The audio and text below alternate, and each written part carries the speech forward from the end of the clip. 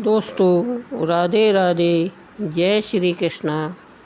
दोस्तों आज भी वृंदावन में ऐसे ऐसे भक्त हैं जिनको खुली आँखों से राधा कृष्ण जी यमुना के किनारे किनारे सैर करते दिखते हैं। उन्हीं में से एक भक्त थे मुरारी दास। तो आज हम चलिएगा मुरारी दास की कथा सुनते हैं। बहुत पुरानी बात है, परंतु लगती है जैसे कल की हो। एक अत्यंत अकिंचन ब्राह्मण के घर मुरारी का जन्म हुआ। इस कंगाल परिवार में इतना सुंदर, सुघड़, इतना स्वस्थ और प्रसन्न बालक अब तक हुआ ही न था, जैसे यशोदा का लाल हो। ऐसे सुंदर बच्चे को पाकर माता पिता के घर मानो कंचन की बारिश बरस गई हो। ऐसा मालूम होता था मानो उन्होंने जो कुछ पाना था सब पा लिया। मुरारी को गोद में लेकर माँ लोरियाँ सुनाती, और वह लोरी भी कितनी प्यारी प्यारी। माता के आनंद का कोई ठिकाना न था। वह गरीबनी, लोक परलोक सब कुछ भुलाकर अपने प्राणाधार को दुलराया करती और हर समय मीठे मीठे गीत सुनाकर बालक का मन बहलाती। प्रातःकाल जगते समय, भोजन कराते समय, चोटी गूंथते समय, नहलाते समय, सुलाते समय, जब देखिए वह कोई ना कोई गीत गाकर अपने प्यारे बच्चे को रिझाती रहती। इस प्रकार मुरारी का संगीत का रस माता के दूध के साथ मिला था। प्राय जब वह गाय चराने जाता तो अपने सगी साथियों में बैठकर और माता से सुने हुए गीत गाया करता था। मध्य प्रांत छत्तीसगढ़ परगने के बिलौंदा गांव के पास एक टूटे हुए मंदिर की सीढ़ियों पर एक पागल सा लड़का बड़े ही मधुर स्वर में भैरवी की तान अलाप रहा था। प्रातःकाल का समय है। अभी उषा गगन में अरुण से आँख मिचोली खेल रही है। पक्षियों की चहचह से सारा बगीचा गहगा रहा है और बगीचे के पास ही एक जीर्ण शीर्ण बहुत ही पुराना मंदिर है, जिसके जगमोहन में पीपल और पाकर के पेड़ उग आए हैं। चिड़ियों ने घोंसले बना रखे हैं और गिलहरियाँ स्वच्छंद विचरण कर रही है। ऐसी सुनसान में कोई भी बिरही अपनी धुन में अलमस्त गा रहा है। आप ही गा रहा है, आप ही सुन रहा है। देखने में बड़ा ही सुंदर है, वाणी भी बड़ी ही लोचन भरी और मधुर है। इस कारण उसे जो देखता वही प्यार करने लगता। जिधर से निकलता 10-5 साथ लग जाते। गांव की स्त्रियां और बच्चे उसे प्राणों से भी अधिक चाहते थे। वह जहाँ कहीं भी मिलता उससे गांव की स्त्रियां मिन्नतें करती, हाँ मुरारी भैया, वह एक गीत एक बार और सुना दो तो तुम्हें हम माखन मिश्री खिलाएंगी। उनका कहना था कि मुरारी तान छेड़ देता। गांव की ग्वालिन में इसी गीत को बार बार सुनती। उन्हें ऐसा लगता मानो उनका यह परम प्यारा मुरारी वही मुरारी था जिसने बांसुरी बजा बजा कर गोपियों को मनमाना नाच नचाया था। वे अपने आनंद रस के लिए कभी कभी मुरारी को पीली रेशमी धोती पहना देती, नीचे तक लटकती हुई बनमाला गले में डाल देती, बड़े बड़े बालों की कवरी बांधकर उसमें मोर की पंख खोस देती और हाथ में एक लकुटिया और मुरली दे देती।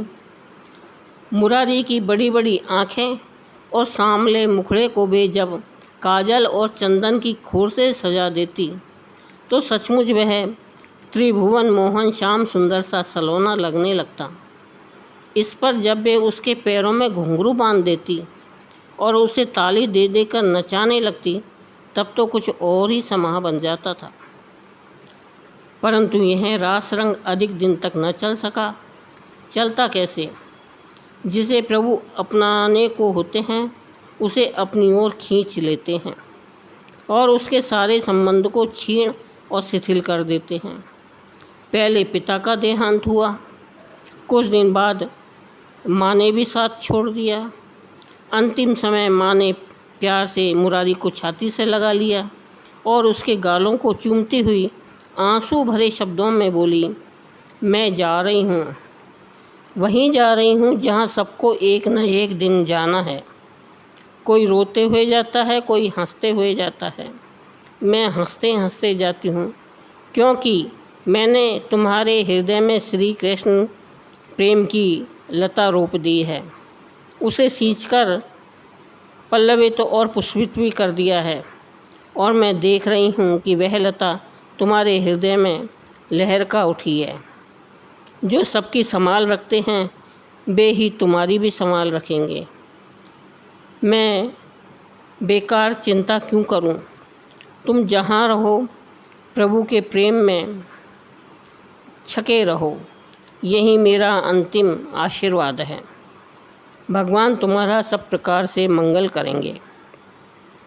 माता के चले जाने के बाद मुरारी को वह घर काटने सा लगा।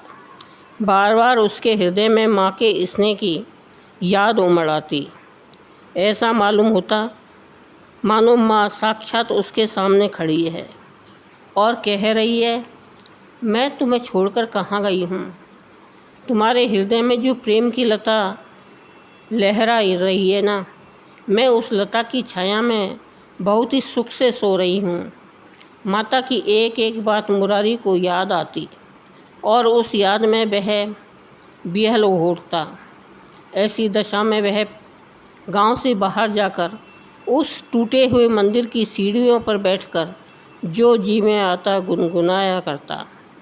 चारों ओर से अपने को सर्वथा अनाथ और आश्रयहीन पाकर मुरारी के गांव में छोड़ देने की बात प्राय मन में आया करती। वह सोचता, यहाँ अब रखाई क्या है जो मैं रहूं। एक माँ थी, उसने भी साथ छोड़ दिया, अब यहाँ किसके लिए रहना है। परंतु मुरारी जब कभी मंदिर के पास जाकर बैठता तो उसे बड़ी शांति मिलती, इसलिए वह अधिक मंदिर के पास ही रहता। गांव की स्त्रियां उससे स्नेह करती, उस पर दया रखती, परंतु स्वयं मुरारी का चित्त उलट गया था। कभी कभी अपने घर से कुछ भोजन लाकर कोई माता मुरारी को खिला जाती, उसे प्यार करती, पुचकारती और कहती, बेटा तुम्हारी माँ नहीं है तो क्या हुआ, हम सभी तो तुम्हारी माताएं ही हैं, तुम इतना अलग क्यों मानते हो। मुरारी कुछ भी नहीं बोलता, मन मार कर रह जाता। एक बार लगातार 3 दिन तक मुरारी को कुछ भी खाने को नहीं मिला। न किसी ने उससे पूछा, न वह स्वयं किसी के यहाँ गया ही।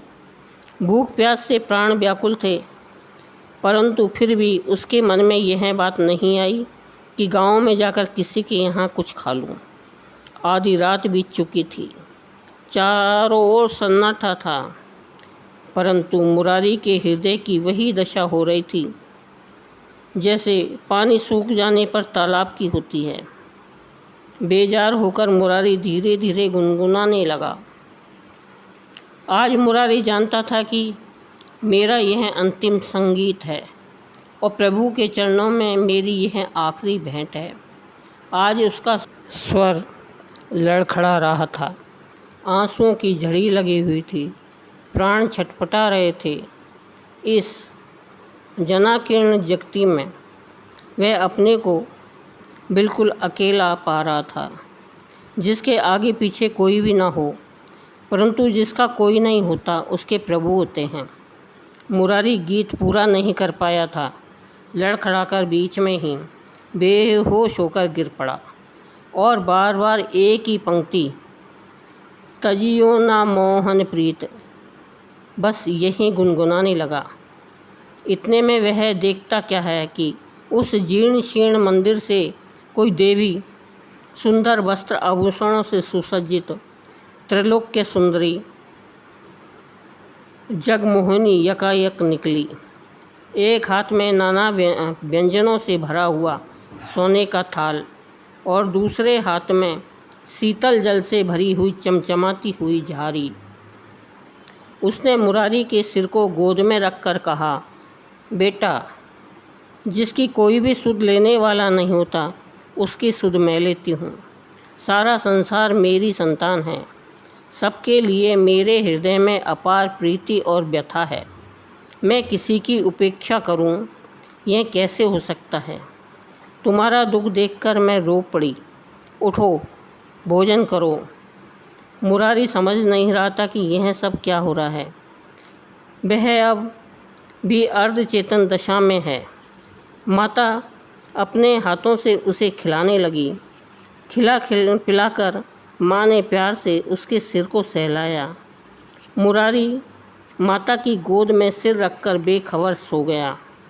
दूसरे दिन उसकी नींद खुली तो दिन निकल आया था। लोगों का चलना शुरू हो गया। गायें चरने के लिए छूट चुकी थी। पक्षी अपने अपने घोंसलों से बाहर निकलकर आहार की खोज में उड़ गए थे। जागने पर मुरारी की दशा एक विकलांग की सी हो गई। रात की बात वह सोचता और मुंह फाड़ फाड़ कर रोता। घंटों रोया करता। कई दिनों तक ऐसा ही चला। जब कुछ होश हुआ तो एक अजीब सनक सूझी। जो भी मिल जाता उसी के चरणों में गिरता और माँ माँ पुकारता और बड़ी श्रद्धा से भक्ति से उनकी चरण रज सिर आँखों पर लगाता।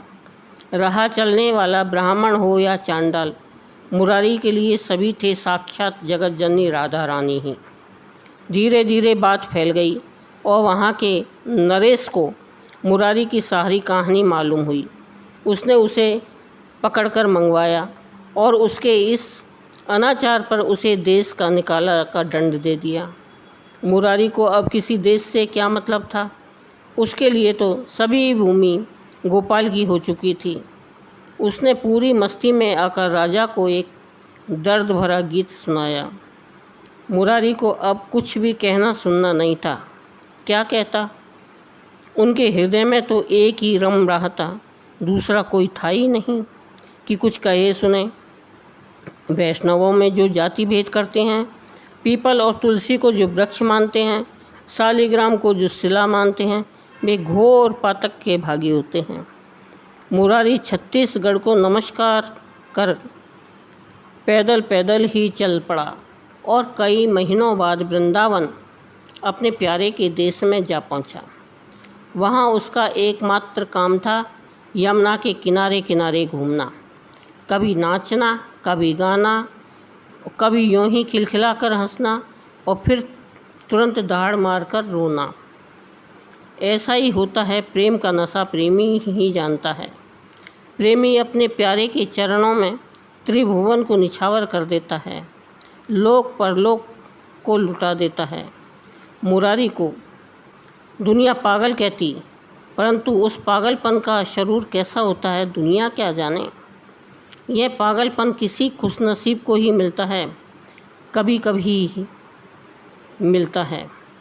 मुरारी ने पुरानी प्रीत के अनुसार वृंदावन के एक एक स्थान को पहचान लिया और पहचाना उस मधुवन में लीला करने वाले की पद ध्वनि को। भक्तों के लिए भगवान कहीं दूर थोड़े ही हैं। जहाँ हृदय का पट खुला कि भीतर बाहर वही बह रह जाता है। मनुष्य लोक में निष्कपट प्रेम तो मिलता ही नहीं है। कदाचित किसी को मिल भी जाए तो उसे प्रेम का सारभूत विरह नहीं प्राप्त होता। यदि किसी को विरह भी प्राप्त हो जाए तो फिर वह जीवित तो कदापि नहीं रह सकता। विरह की अग्नि जब धधक उठती है तो मनुष्य को कुछ भी सुहाता नहीं है।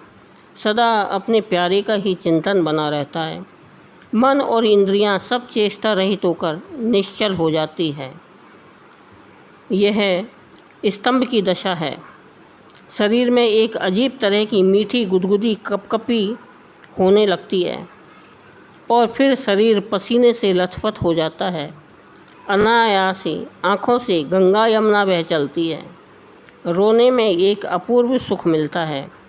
मुख से स्पष्ट अक्षर नहीं निकलते, वाणी लड़खड़ाने लगती है। कंठ गदगद हो जाता है, मुख पर एक प्रकार की उदासी, पीलापन छा जाता है, आकृति कुछ की कुछ हो जाती है, शरीर के सभी अंग पुलकित हो उठते हैं और फिर ऐसी बेहोशी आती है कि प्रेमी लोक परलोक से बेखबर होकर धड़ाम से पृथ्वी पर गिर पड़ता है। विरह के इस अलौकिक आनंद में छका हुआ मुरारी यमुना के किनारे किनारे अलमस्त डोल रहा है। जो भी उसे देखता है वही प्रेम की उमड़ती हुई लहरों में बह जाता है।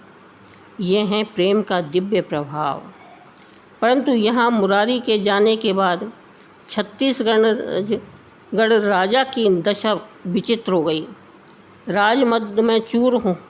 उन्होंने मुरारी को देश से निकाला तो दे दिया, पर जब होश ठिकाने आया तब वे स्वयं अपने अपराधों के लिए गिलानी में गलने लगे। यह पश्चाताप भी कितनी सुंदर वस्तु है, पत्थर को मोम बना देती है। राजा अंतःपुर में बिलख बिलख कर रोने लगे। हाय, मैंने संत अवज्ञा की है, मैंने भगवान का अपमान किया है। अपना अपमान तो भगवान सह लेते हैं, परंतु अपने भक्त का अपमान उनके लिए सर्वथा असह्य हो जाता है। यदि संत मुरारी को मैं लौटा न लाया तो मेरा और मेरे परिवार तथा राज्य का शीघ्र ही महान अनिष्ट हो सकता है। मैं भगवान के सामने क्या मुंह दिखलाऊंगा। इस प्रकार उन्हें रोते बिलखते देख रानी ने बहुत समझाया बुझाया और दूसरे दिन राजा अपनी रानी तथा सामंतों के साथ मुरारी दास को मनाने वृंदावन को चल दिए। वृंदावन पहुंचकर राजा ने पता चलवाया। मुरारी का नाम तो कोई नहीं जानता था, परंतु लोगों ने यह बतलाया कि यमुना किनारे एक पागल अलमस्त घूमा करता है। कभी रोता है, कभी हंसता है, कभी गाता है, कभी नाचता है। किसी से ना कोई बात करता है, न कभी किसी की ओर देखता ही है। अपनी ही धुन में मस्त रहता है। जो कुछ भी मिल गया खा लिया, जहाँ जी में आया सो गया। न ऊदों का लेना न मादों का देना। राजा समझ गए, हो न हो वह मुरारी दास ही होगा। वे नंगे पैर ही यमुना की ओर चल पड़े। जेठ की दोपहरी, चिलचिलाती हुई धूप और आग बरसाती हुई लू। राजा अपने मंत्री तथा रानी के साथ यमुना के किनारे किनारे घूम रहे हैं। संत मुरारी दास की खोज देखते क्या है कि दूर, बहुत दूर मुरारी दास यमुना जी के किनारे तपती हुई बालू पर नृत्य कर रहे हैं। शरीर का कुछ भी होश हवास नहीं है, नाचते जा रहे हैं। जो मन में आता है गाते जाते हैं। थोड़ी देर में क्या देखते हैं कि नाचना गाना बंद कर मुरारी दास यमुना जल में किलोले कर रहे हैं, ठीक जैसे माँ की गोद में नन्हा सा शिशु खेल रहा हो। घंटों पानी में ही तैरते हैं और किलकारियाँ छोड़ते हैं। राजा ने घाट के पास जाकर साष्टांग दंडवत किया और अपने अपराधों के लिए गिड़गिड़ाकर क्षमा मांगी। परंतु संतों को किसी का अपराध याद ही कहाँ रहता है। उनका स्वभाव तो एक अबोध शिशु का सा हो जाता है, जिसमें न काम है, न क्रोध है, न द्वेष है, न ईर्ष्या है, न मोह है, न आसक्ति है। मुरारी दास ने राजा की ओर एक बार देखा और फिर जोर से ठाका लगाकर हंस पड़ा। राजा को ऐसा मालूम हुआ कि मुरारी दास उन्हें पहचान ही नहीं रहा है। वस्तुतः मुरारी दास उन्हें अब पहचान ही नहीं रहे थे। उनके लिए तो सब कुछ श्री वासुदेव हो चुका था। राजा ने छत्तीसगढ़ लौट चलने की बहुत अनुनय विनय की, परंतु अब मुरारी दास को छत्तीसगढ़ से क्या करना था। वे तो स्वधाम अपने प्राण प्यारे के धाम में आ चुके थे। अब यहाँ से लौटना ही क्या। उन्मुक्त की सी इस अवस्था में उनके लिए अब कहीं भी आने जाने का प्रश्न ही नहीं रह गया था। आखिर राजा का मन कैसे मानता। उन्हें तो अपने किए पर गहरी गिलानी हो रही थी। उन्होंने पालकी मंगवाई। मुरारी दास को उसमें बिठाकर छत्तीसगढ़ की ओर लेवा चले। महाराजा स्वयं उस पालकी में लगे और रानी तथा सामंतों को भी लगाया। मुरारी दास जा तो रहे हैं, परंतु उनके मन में वृंदावन छूटने का दुख अवश्य था। 2 महीने रास्ते में लग गए। छत्तीसगढ़ पहुंचकर राजा ने बहुत बड़ा उत्सव समारोह किया। राज्य भर के ब्राह्मणों को अन्न धन तथा मोहरे बांटे। साधु महात्माओं का स्वागत किया और उनकी चरण धूलि का अभिषेक किया। मुरारी दास के लौटने पर मानो छत्तीसगढ़ में नवीन प्राण, नवीन चेतना की स्फूर्ति हो आई। सब जगह आनंद मंगल की बधाइयाँ होने लगी। राज्य भर में धूम मच गई। राजा की सारी दिनचर्या पलट गई। साधु संघ और प्रजा पालन में ही उनका सारा समय बीतने लगा। प्रजा में उनकी नारायण बुद्धि हो गई और उनकी सेवा में राजा को बड़ा सुख मिलने लगा। संतों के समागम का यही शुभ परिणाम होता है। उनकी कृपा से जब अंतर्दृष्टि खुलती है तो सारा नक्शा ही बदल जाता है। मुरारी दास यहाँ भी अपने गांव वाले टूटे मंदिर की सीढ़ियों पर ही दिन रात व्यतीत करते। बराबर भीड़ लगी रहती दर्शनार्थियों की।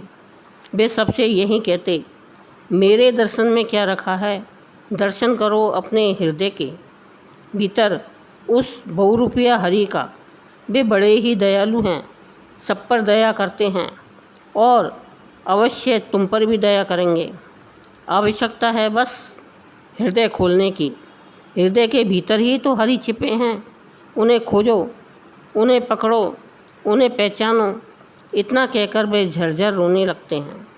एक दिन प्रातःकाल लोगों ने देखा मुरारी दास की कंधा और करवा वहीं मंदिर की सीढ़ियों पर पड़े हुए हैं, परंतु मुरारी दास अब वहाँ नहीं हैं। लोगों ने बहुत खोजा, ढूंढा, परंतु कहीं कोई उस पागल का पता न चला। लोगों ने सोचा चला गया होगा वह अपने सांवरे के देश। बोलो भक्त और भगवान की जय।